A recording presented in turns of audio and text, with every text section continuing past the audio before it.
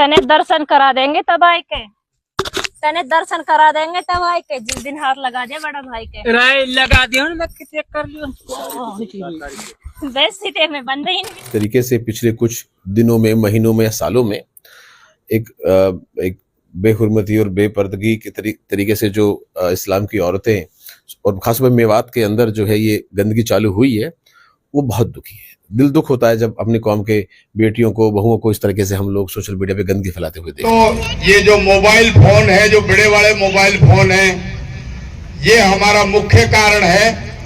इसने सारी गंदगी इस फोन में भरी हुई है। इनको हम अपने बच्चों को दे देते हैं। इनसे ही तो हमारी बहन बेटियां भाग रही हैं और हम बड़े खुश होकर इनको देते हैं। एक में ड्राइवर है, बहू बात कर लेगी, खुल्लो फोन कर ले, वो छोरी ले ले, कोई कदी काई को फोन आ रहा, कदी काई को फोन आ रहा। एक नंबर तो ये है, सबसे ज्यादा नुकसान हमारी कौम को जो दे रहा है वो ये फोन दे रहा है। मैंने देखा है मस्जिदों में इमाम बड़ी मुश्किल से नमाज पढ़ाते हैं, नमाज पढ़ाते ही फोन पर जावा। सबका काम ये हो रहा है, चाहे हमारा आलिम है, चाहे हमारे नौजवान साथी है, चाहे हमारे घरों में, सबसे ज्यादा नुकसान हमारा फोन कर रहा है। दूसरा, क्योंकि वो माँ बाप के पास, अपने बुजुर्गों के पास कोई नहीं बैठता।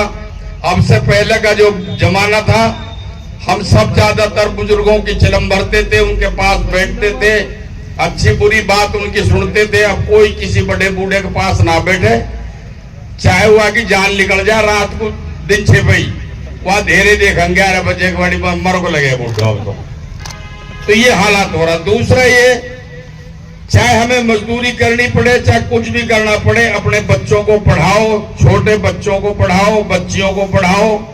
ये सबसे बड़ा हथियार है। हमारे पास जमीन है ना, जायदाद है ना, कुछ नहीं है। इनको अपने बच्चों को पढ़ाओ। इनके भाग में पता नहीं किसी के किस्मत क्या लिखा हुआ है।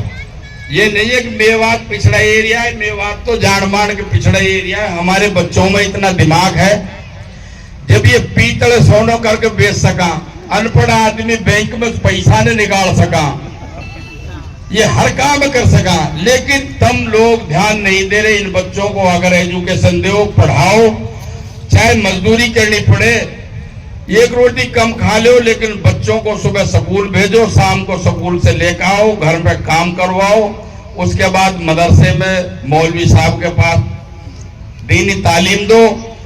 जब घर का माहौल बदलेगा।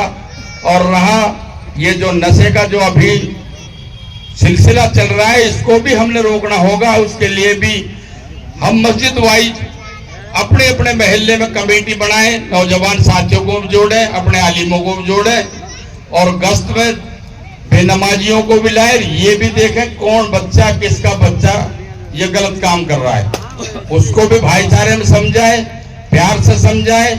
ना माने तो फिर चाहे गांव इकट्ठो करके कुछ भी करना पड़े।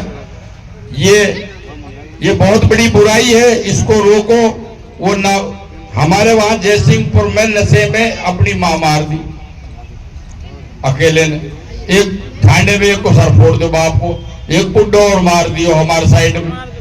मैं यही कह रहा हूं कि वो अपने शरीर को और अपनी बीवी बच्चों को नुकसान तो कर रहा है। नशा जो नशा कर रहा है, वो हमारे बुजुर्ग, माँ बाप, दादा दादी, उन्हें भी परेशान कर रहा है।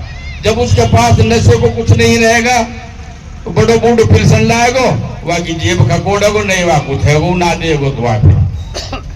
ये परेशानियां हो रही है। मैं इसलिए ज्यादा ना कहते हुए, जो ये मुहिम है ये बहुत बढ़िया है। यहाँ में सारे आदमी जुड़ा, कैडे होके लगा, और मेरी आपसे यही दरखास्त है, बच्चे को, अपने छोटे बच्चों को जरूर पढ़ाए, चाहे भूखा रहना पड़े, चाहे हमें मजदूरी करनी पड़े।